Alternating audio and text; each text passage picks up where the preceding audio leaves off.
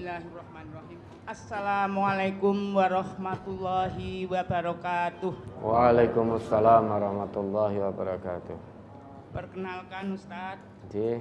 nama saya Ibu Siti Khomisah dari Banjarnegara dan ikut binaan di Pejawaran yang dibina oleh Wanayasa, yaitu termasuk Bapak Sulyono. Ya, alhamdulillah. Yeah. Pertanyaan saya yang pertama adalah mengenai sholat sunnah, Ustadz. Semalam saya sholat sunnah salah kiblat. Yang sebenarnya menghadap ke sana, tapi saya menghadap ke sana.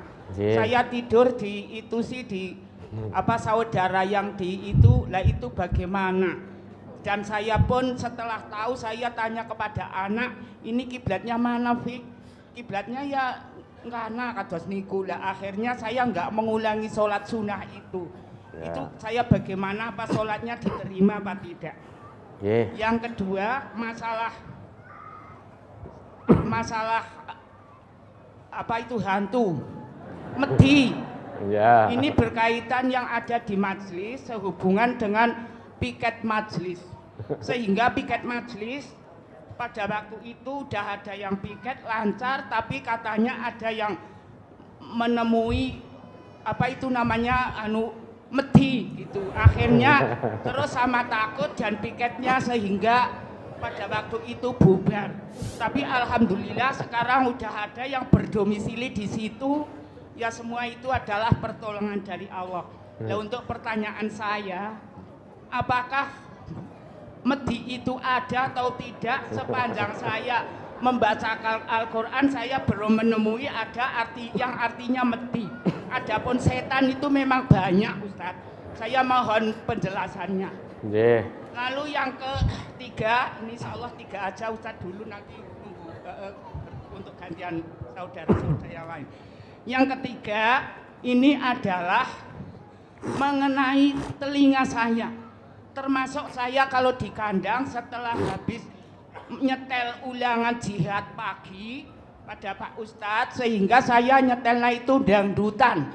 Kadang-kadang saya itu saya juga sendirian, Ustadz. Di kandang kan alhamdulillah radio ada, jadi bisa ngaji, Ustadz. Alhamdulillah. Di kebun saya bisa ngaji gitu.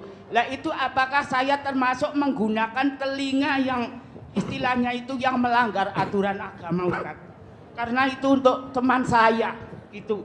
Untuk teman yang di kandang karena nggak ada radio kan sepi gitu. Lah itu untuk istilahnya untuk teman gitu. Mungkin ini saja Ustadz pertanyaan dari saya. Terima kasih atas jawabannya, dan apabila ada mungkin kata-kata yang kurang berkenan, saya mohon maaf yang sebenar-benarnya. Ini ada yang menyambung, Ustadz. Ya, gimana? Berarti lebih Ibu Siti Khomisah dulu. Sholat sunnah tapi salah kiblat. Begitu selesai baru tanya. Yang sudah ya sudah. Besok lagi kalau safar di tempat asing, tempat baru, tanya dulu. Tanya pada ahlul qaryah atau ahlul bait di situ. Ini kiblatnya mana? Jangan tanya kulone mana. Karena nanti akan terbawa.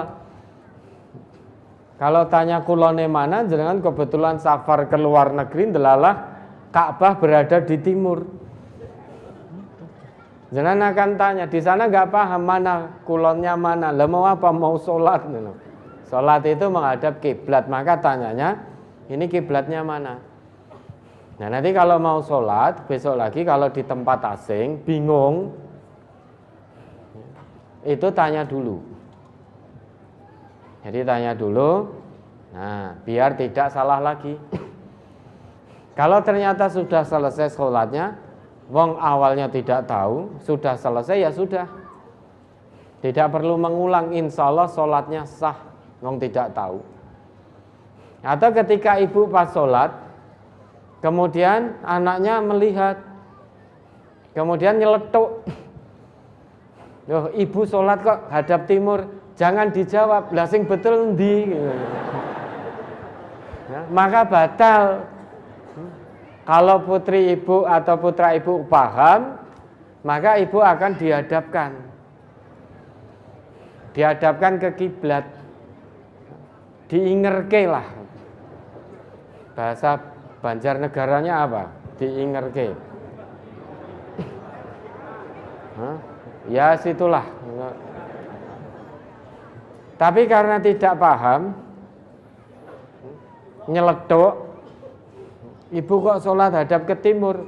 Ibu juga spontanitas kaget. Lah kiblatnya sing ngendi? Ya berarti batal sholatnya. Kalau batal sholatnya ya sudah, berdiri menghadap kiblat, sholat lagi. Tapi kalau sama-sama paham, putri ibu tidak paham nyeletuk, ibu yang paham, ibu tidak perlu jawab, tinggal minger sendiri sudah.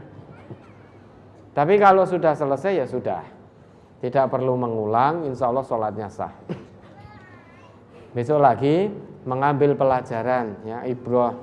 Kalau di tempat asing mau sholat tanya dulu. Terus yang kedua, piket majelis bubar. Karena lihat penampakan. Kalau itu ngaji menjadi warga MTA kok masih percaya seperti itu, ngajinya dipertanyakan. Warga MTA kok masih percaya penampakan seperti itu? Tidak ada. Memang Allah ciptakan jin, iblis, dan manusia. Allah ciptakan jin tujuannya untuk beribadah. Wa ma khalaqtul jinna wal insa illa liya'budun. Jin, iblis biar dengan dunianya sendiri. Kita tinggal mengimani. Dari katanya saja, jin itu sesuatu yang tidak tampak. Maka dalam bahasa Arab, kalau ada kata tersusun dari huruf jim dan nun, itu sesuatu yang tidak tampak. Maka janin, ya, itu tidak tampak secara kasat mata. Jannah, jim dan nun tidak tampak. Surga itu tidak bisa kita lihat saat kita di dunia. Jin itu juga tidak tampak. Maka kok kita kemudian ada yang mengatakan bisa melihat, kita tidak percaya. Warga MTA kok masih percaya, itu aneh.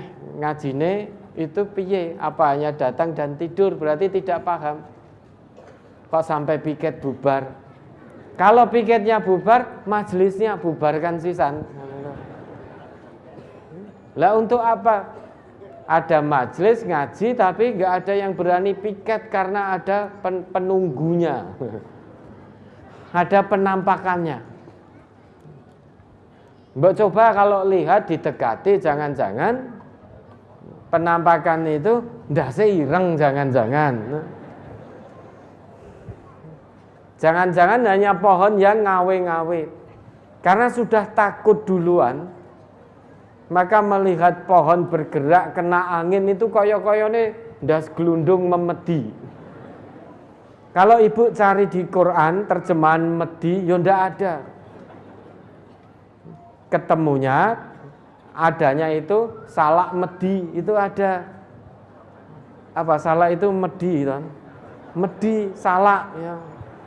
Medi itu salak, bukan untuk, kalau di sini memedi. Kalau ibu cari di Quran nggak akan ketemu.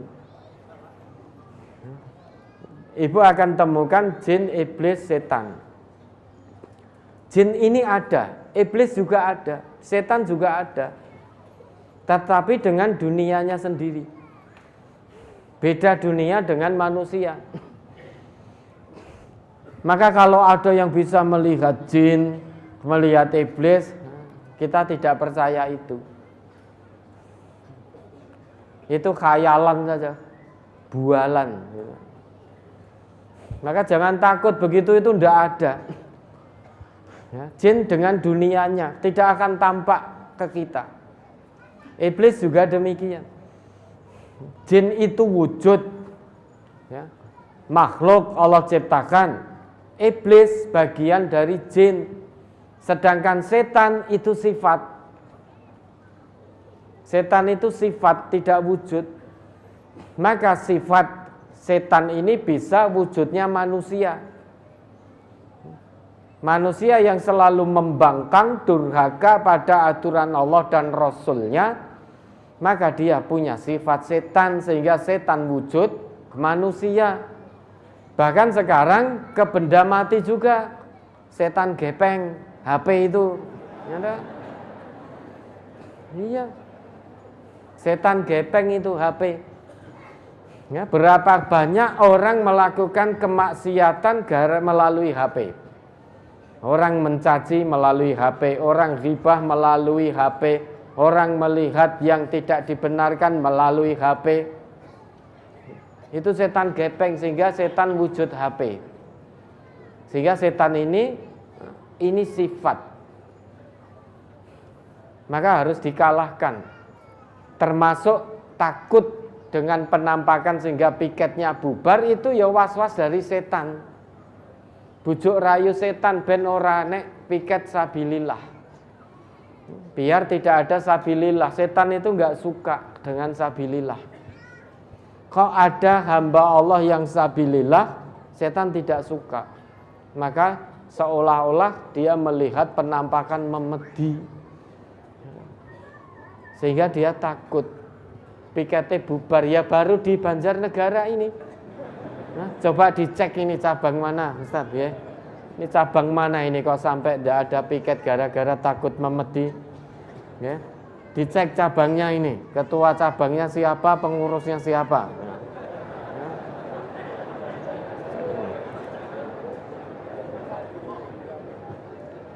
Kok sampai menghiakan sampai tidak ada piket.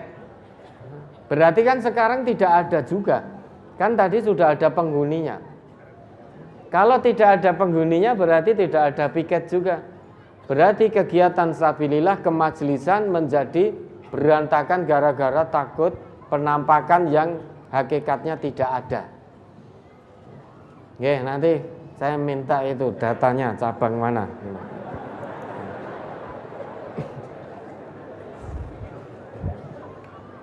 Kemudian yang ketiga, nyetel dangdutan. Apakah saya termasuk melanggar aturan agama menggunakan telinga untuk mendengar dangdutan?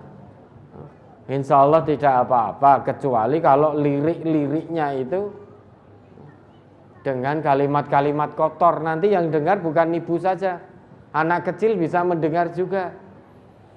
Karena dikandang untuk temannya, ya, sehingga menyetel itu kenceng. Kalau ada lirik yang tidak sesuai dengan nilai-nilai Quran, nilai-nilai sunnah, sebaiknya cari yang lain.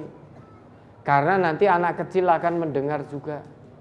Anak kecil itu belum bisa membedakan mana yang baik, mana yang buruk.